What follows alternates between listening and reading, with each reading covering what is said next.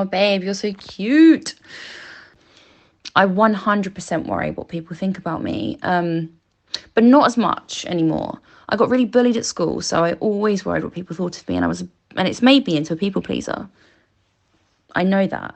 But, you know, I'm really fortunate that I'm surrounded by some really solid, wonderful friends who I trust with my entire life. So I don't really have that with them. I do have this silly feeling occasionally. I'm like, oh my God, I'm not as good as them.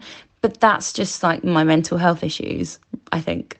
I would never resent the time that I spend getting dressed up. As long as you're doing things right, like I try to just live a life where I'm doing the right thing. I allocate like 2 or 3 hours to getting dressed up because I love it. I put like something on Netflix, or I put something on YouTube and just watch like something shit, so I don't have to function properly and concentrate.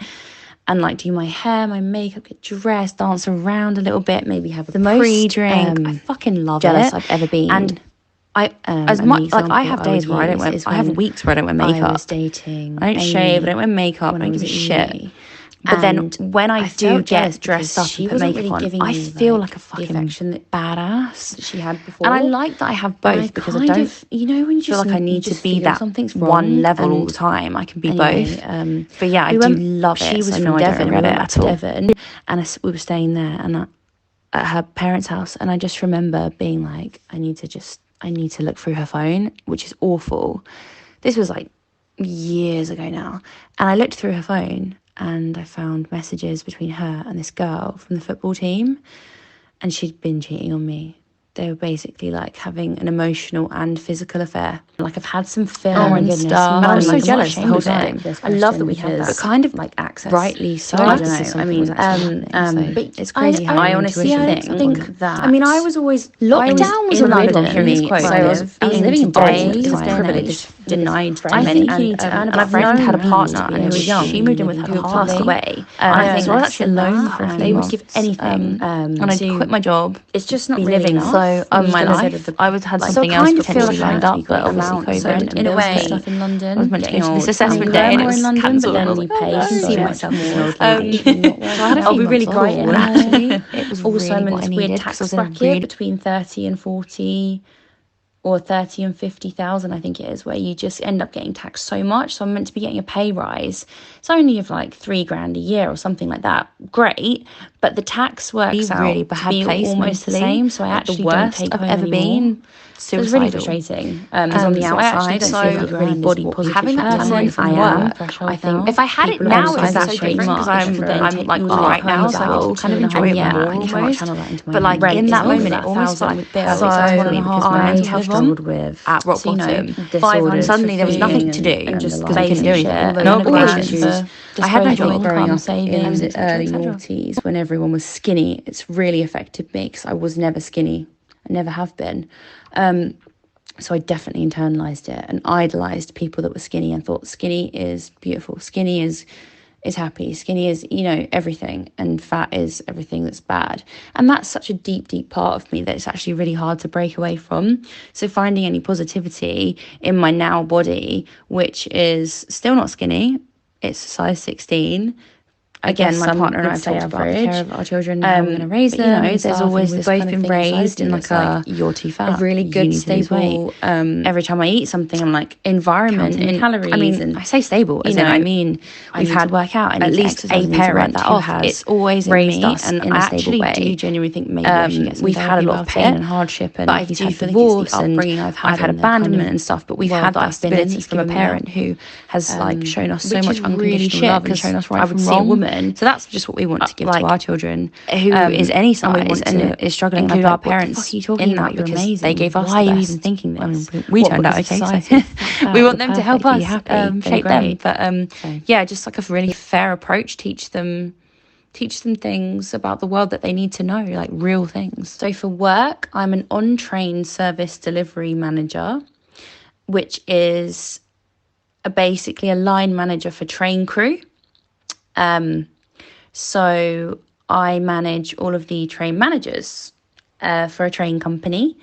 And in that, I have the good, the bad, and the ugly. I I get to help people. I get to know people and get to help kind of shape them in their careers, which is really cool. But then I also have inevitably a few people that need managing more than others and have to try and kind of push them in the right direction and all that kind of jazz. And as part of my role, I also learn how to be a train guard so I can do their role as well, which is so much fun. Love working on trains, meeting passengers, doing tickets and stuff like that. It's so much fun. Our train company goes all over the UK, so I really love that I get to travel around and meet people, and I just love the buzz of walking through a train and even just checking tickets. I know it sounds like really sad, but it made me it's so nice because it's basic customer service. I just love to be able to give that, and that's why I feel like I'm a good manager in a way. About it a lot. I think we both want. I can say to anyone that I manage if they're unsure about what they're doing, both are very open to adoption because there are so many children in the world that need love. And I've worked in an adoption agency before, and it was the hardest fucking job ever.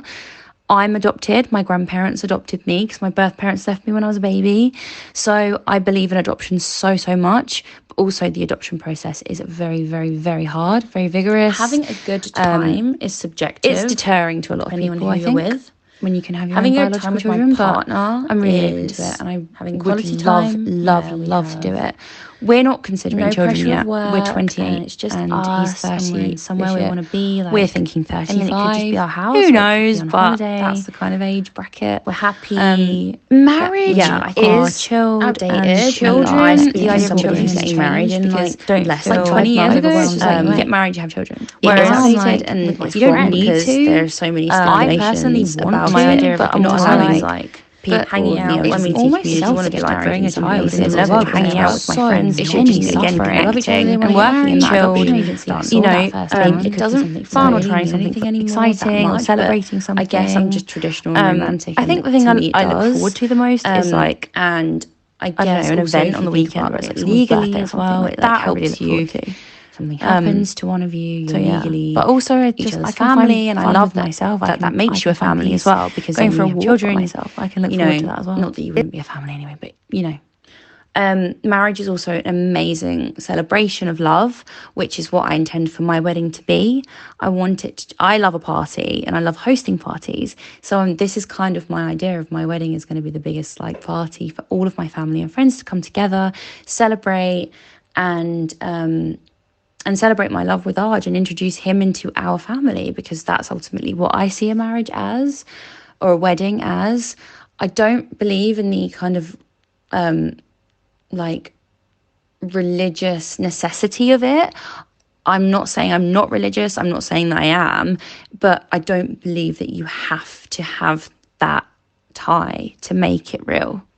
I think it's just your absolute utter devotion to a person, and you are sharing that and promising that in front of people, because that is your tying together as becoming a family. I actually worry about the future so much, probably disproportionately. So because I was adopted by my grandparents, I always had this like realization that my parents, as they are going to die early. One of them already has. I only have my mum/grandma left. And, I worry about that all the time. People take it for granted. They have their mum and dad and they think, they don't even think about it. Why would you? Why would you think about your mum and dad dying? But I had to think about that from a really early age. So I have always had this kind of worry about the future.